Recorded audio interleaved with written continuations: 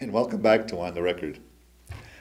So, I guess 7 more letters are going out. That's right. When? As of last week, we verified them. They were all signed by the 12 chiefs. My best estimate is tomorrow morning. We're going to decide who's going to deliver them, and they're going to be sent out effective tomorrow, the 7 new individuals. How did you verify them? Well, that was verified through, number one, the anonymous the complaints that we received, and they were verified by myself and certain chiefs. Okay, I think maybe that may be a little bit more comfortable. I think that if you're going to do something, then I think you need to do it yourself or have somebody. I'm not saying that people aren't reliable, but maybe as a suggestion, and it would be a tough thing for somebody to do, was maybe the council should have their own, I don't know, investigators or something, not the police, but to keep away from that and just deal with the political part.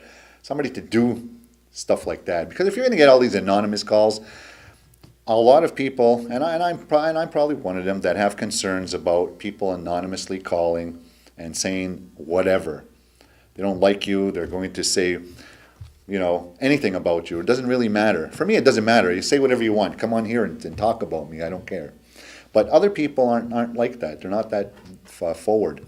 But there still has to be some type of a verification process. I mean, we live in the same community. We shouldn't be afraid of anybody. And we had this argument and discussion for years in the police department about having subpoenas or warrants. You see them every day. Go knock on their door. Don't wait. You know what I mean? This is a situation where go and talk to them. Somebody called us and said that you have a non-native living here. Is that true?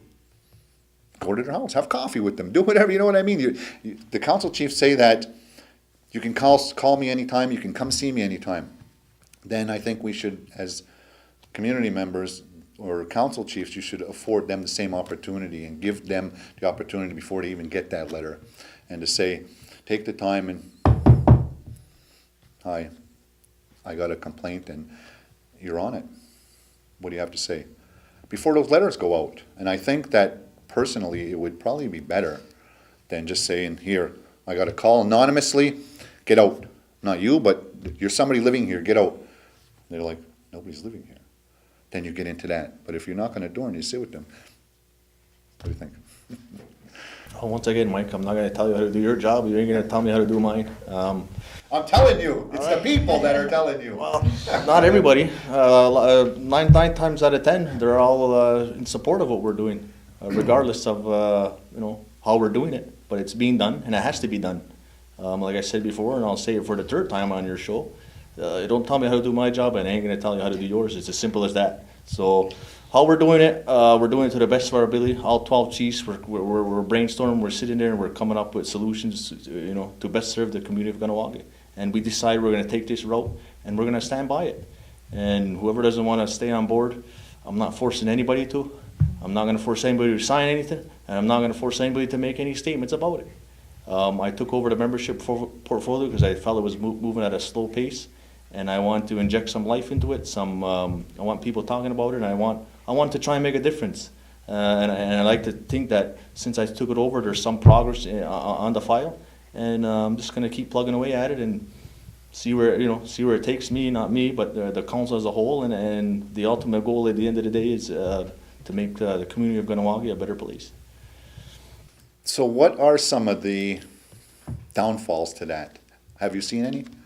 Well, obviously there's a lot of people that don't agree with it as much as people agree with it. What have you been dealing with? Personally, I've been receiving calls on my residence, and I don't mind. I mean, distasteful messages. I mean, I was recently on the radio station on Friday. My children are getting called down. I mean, to me, the message out there is it's not my children. Leave them out of it. Leave any member of my family out of it and come after me. I live on the 207, and if anybody has a problem with what I'm trying to do or what I'm saying, that's where I live. And you want to come to the council, we can deal with it there. So, the positive things.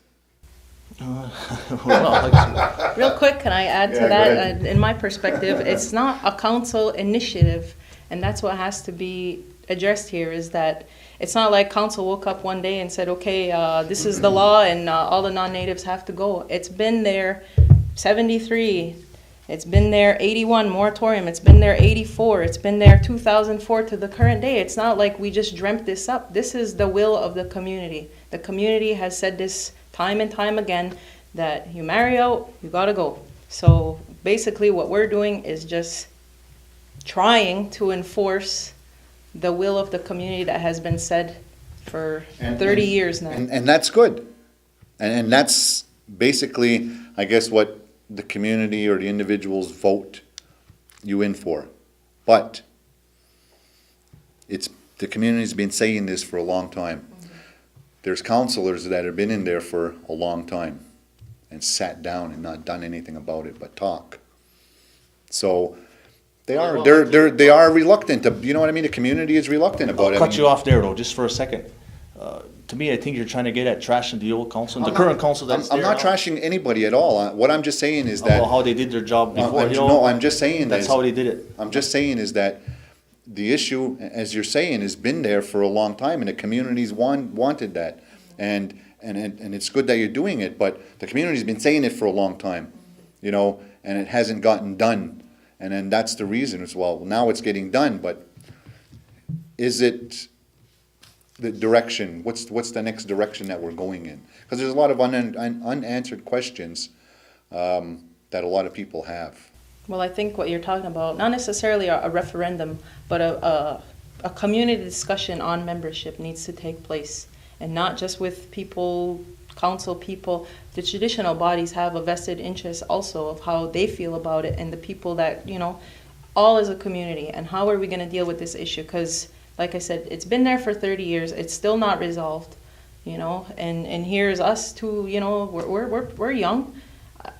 We feel that there's something needs to be done. So we're taking the initiative. Like he said, we're there for 3 years. We're going to do the best of our ability to address the community's, wants. And the reason why I'm saying referendum is because traditional people will vote in a referendum, but they won't vote in a regular election. And they'll make their voice known because of that, and we've seen that with the casino issue. But that's why the referendum, it came up as I guess as an alternative opposed to having the decision-making process, because you're going to have, you know, another 100, 200 people, mainly from the Mohawk Council system, involved with making that decision, and then the rest of the community, or the silent majority, aren't getting their say because they don't want to in that form.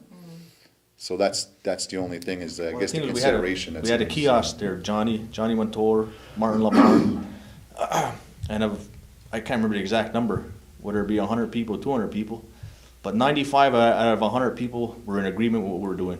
And it's, the writing's on the wall. Community members, whether they were traditional or not traditional, whether you want to use this platform to trash the old council, and I won't sit here and let you do it, but they did the best that they felt they could do, and now it's 2010, there's a new council, and we're going to do the best that we could do. I mean, we're trying to move forward, and I don't want to move backwards by talking about the past. I want to move forward by talking about the future. It's not Mike Stock that's saying about the other council, it's the community members that I speak for, because I speak for a bigger majority than the Mohawk Council that don't have a voice or in any other media, and they have their voice here, and I'm the one that gives them that voice.